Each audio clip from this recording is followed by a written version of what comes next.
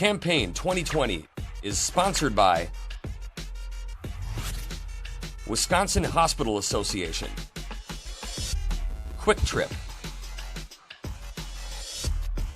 Wisconsin Counties Association, Wisconsin Realtors Association, and Wisconsin Operating Engineers Local 139.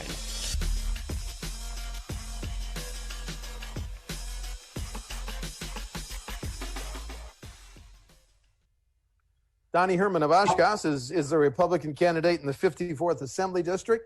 Mr. Herman, welcome to Wisconsin Eye. Thanks for having me. Pleasure to be here. I guess my first question is, your social media talks about you as being a candidate of small business.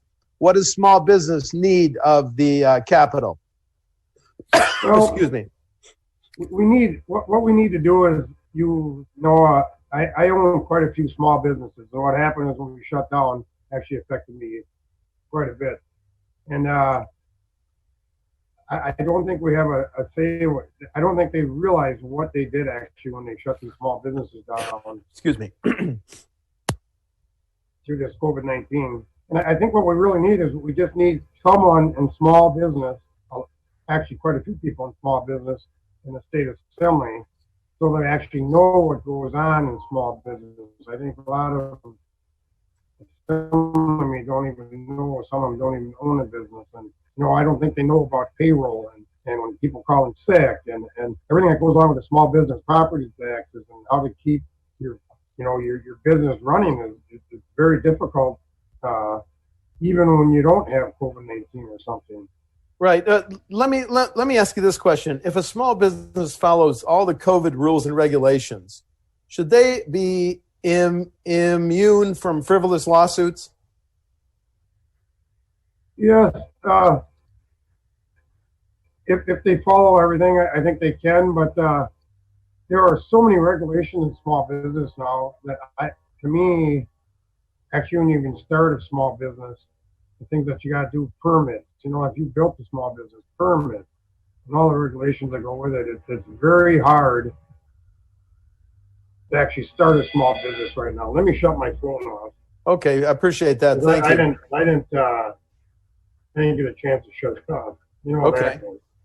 Hey, give us a sense of what type of small businesses you own and operate. Just quickly.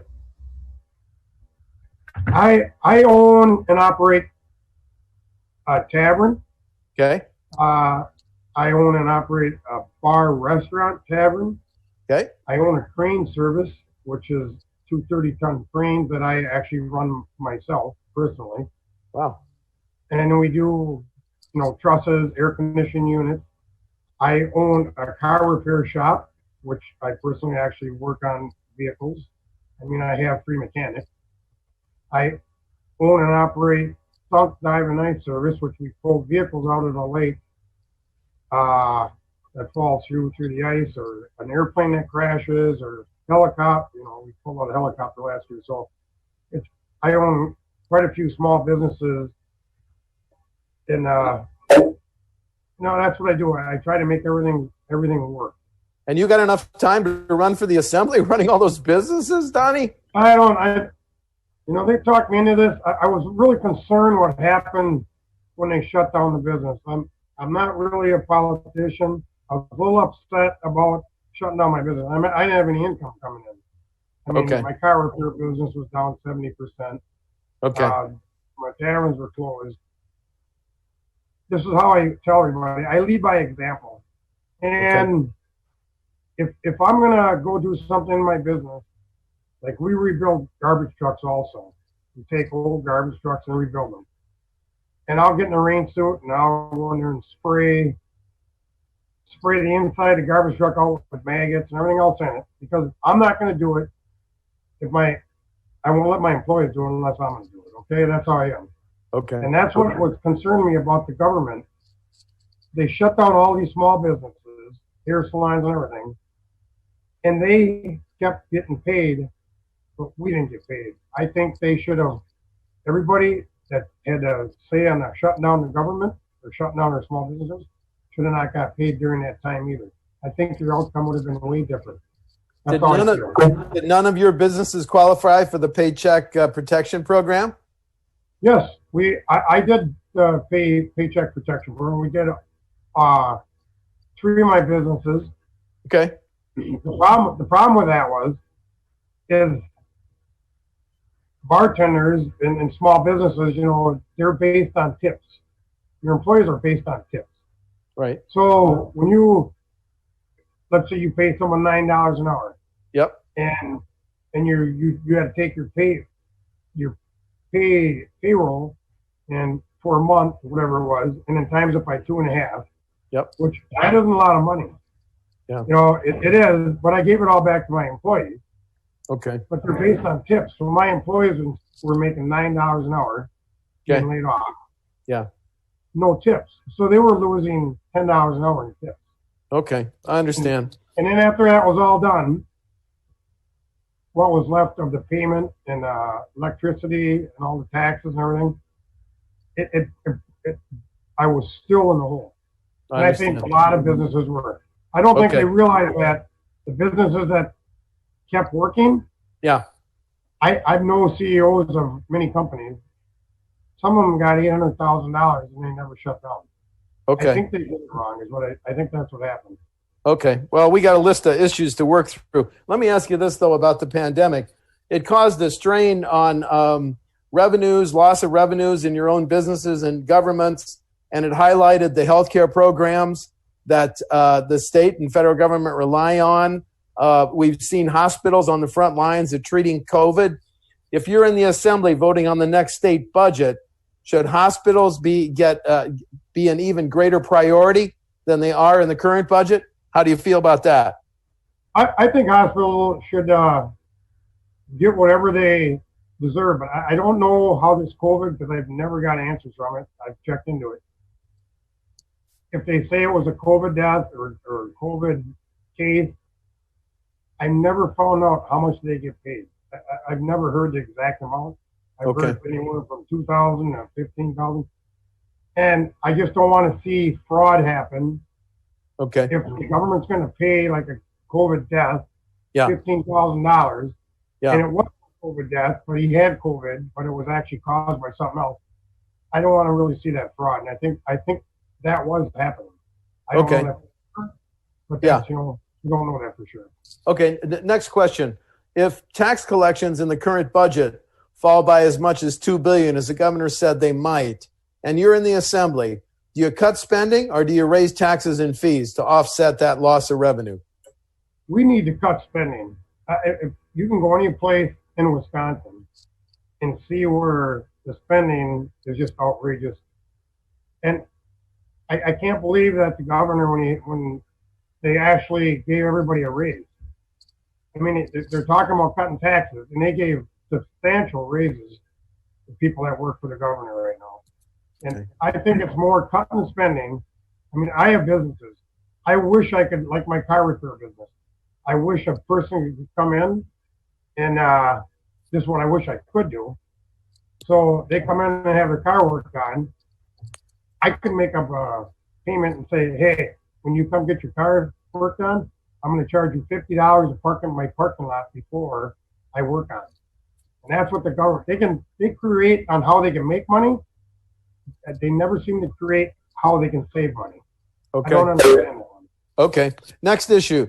Do you support legalizing both medical and recreational marijuana? I can honestly tell you, I've never smoked marijuana, so I don't know what it does to the body. Okay. I don't have any problem legalizing it at all. Okay. I don't know enough about it. I mean, I've never smoked it. I've never been high, so I couldn't really, I don't have a problem. I have friends that do it all the time, but I don't think there's really an issue with that. As long as it's taxed properly and everything else. And fair enough. Maybe they can make a little extra money. Okay, new subject.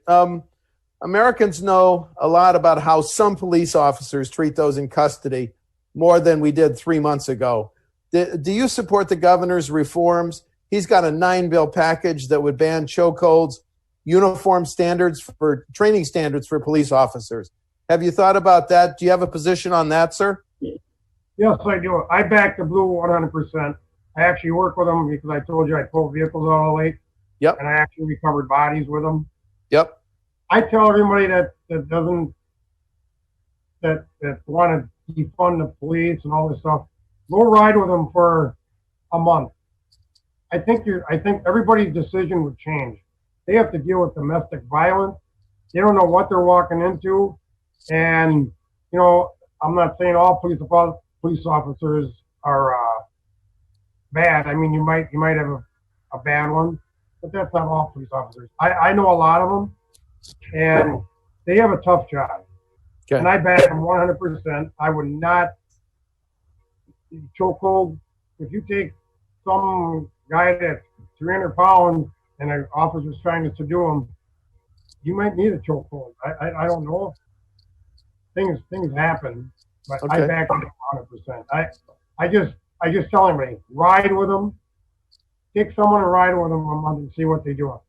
Okay. I've known police officers myself that have been shot. One of my friends actually been shot. So I know all about that. Okay. New subject. The Constitution says that the party in power should draw the next congressional and legislative district lines. The governor wants a people's commission to draw the lines and forward the lines then to the lawmakers to pass into law. Who's right? I don't know enough about that, but I mean, I've looked into that. I don't think there has to be a change because I think who's ever in power, it's been like that forever. Okay. And I think who's ever in power probably knows where the lines are. I know when it's Republican or Democrat, I think it's been doing that for years. I don't see any change in that. Okay. Property taxes. Wisconsin has some of the highest property taxes in the nation, which is why school districts, local governments, what they can levy in property taxes is capped or limited, although referendums allow you to exceed those limits. If you're in the assembly, would you vote to keep those property tax caps and limits or get rid of them? I would vote to keep the property taxes the way they are. I wouldn't change any of that. I know they have referendums for many things, and if they pass and the people agree with it, then that's fine. But I would keep the property taxes the way they are right now. Actually, I would love to see them reduced. You don't get to see them reduced very often. Okay. Some people say local governments could reduce property taxes if they had other sources of revenue. If they got more money by expanding the 5% sales tax to products and services that are now exempt, or if local governments could levy a 0.5-cent sales tax. Do local governments need more revenue options, Donnie? I think it's what I said before. I think they have to look at the spending. I mean, I can tell you just in the city of Oshkosh where I'm at, what they spend on, and people that know me, I got a pet peeve on when I look around on stuff that they spend, and I can tell you a perfect example, the Butamore Bridge here. They put fish on the bridge, underneath the bridge. I mean, it looks really pretty, but to me, that is a waste of spending. They want to need it. I mean, it looks nice. I think they got to control their spending. I don't think you have to worry about raising taxes. I think you have to control spending. Somehow to control spending. That's what you got to look at. Okay. We have not been able to find a stable source of paying for our highways. Last year, the governor recommended increasing the gas tax. It's 30.9 cents a gallon. Hasn't been raised in 10 years. You see any reason to raise the gas tax, Donnie? I don't see any reason to raise it. It's the same thing. I don't know a lot about this, but I've kind of looked into it. We have to do something on bidding the highways. Because there's something called on, it's got to be a union wage. And I think you could save a lot of money if it went out for bids and that prevailing wage, whatever they call it. I think you could save a lot of money if you actually looked into that instead of just raising the gas tax. Like I said, if you raise the gas tax, you raise the gas. You can raise anything. Any small business would love to raise their prices. I can tell you, you have to work just like the government and the business, you got to work within your means. I have a tavern, which I told you. Beers were $2.75 when I bought it 10 years ago. Last year it was still $2.75. You have to learn government has to learn, this is what I'm going to get in, this is what we have to spend. And I just raised it in 9 years, and finally went up to afford it. And that's what government has to do, no matter what. No matter what, whatever it is, that's what you have to do. Okay. You were talking about bidding projects. Let me ask you this. When a local government wants to authorize a big public works project, should there be standards that require them to give a preference to Wisconsin companies? A study found in 1995, out-of-state contractors got $72 million in projects from local governments, and that more than doubled to $146 million in 2018. Should local governments have to give a preference to Wisconsin companies, Don? I would think if you were any politician, everything would actually want Wisconsin people at work. Why would you bring in someone from Michigan, Illinois, or whatever state? Wouldn't you want to have all your Wisconsin workers work here? And even if it costs a little bit more for a Wisconsin worker, I mean, there's a bid out there. There's a bid program. And you could go up. I'm sure any Wisconsin worker said, okay, this highway project's going to cost $2 million. We can have it done from someone else out of state for 1.7. I'm sure the Wisconsin company would probably go, oh, we can meet that. Okay. I don't think that's ever asked. I don't know that for sure, though, but I don't think that's ever asked. Okay, then final question. Difference between you and your primary opponent on August 11th? Well, I don't really know Peter Koloff. I met him one time. So I can't really tell you what I know about him. I've tried to read some stuff about him, but I haven't really seen a lot about him. I know he's a retired school teacher. One thing that's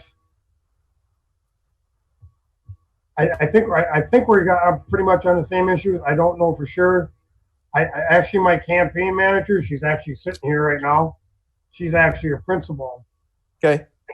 So I'm really trying to get into teachers in the school district and see what's all going on with that, because that's a big cost of our taxpayers' money. Okay, but you're the most qualified because of all your experience with small businesses. That seems to be what you're saying.